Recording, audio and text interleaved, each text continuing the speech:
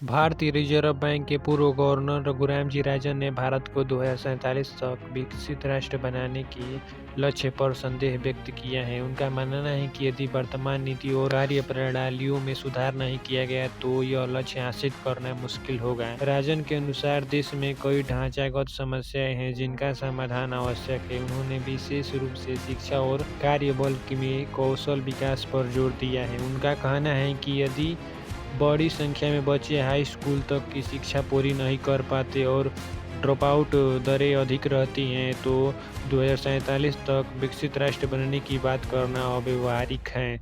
उन्होंने यह भी कहा कि भारत की जनसांख्यिकीय लाभांश का पूरा लाभ उठाने के लिए आवश्यक है कि कार्यबल को उपयुक्त नौकरियों के लिए तैयार किया जाए। इसके लिए शिक्षा प्रणाली में सुधार और नई नौकरियों के सृजन पर ध्यान केंद्रित करना होगा।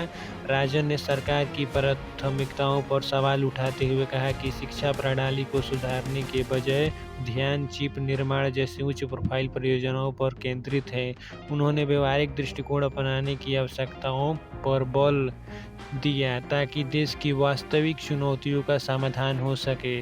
रघुराम जी राजन का मानना है कि यदि वर्तमान नीतियों में आवश्यक सुधार नहीं किए गए तो 2047 तक भारत का विकसित राष्ट्र बनने का लक्ष्य प्राप्त करना कठिन होगा। इसके लिए शिक्षा, स्वास्थ्य सेवा और कार्यबल के कौशल विकास पर विशेष ध्यान देने की आवश्यकता है।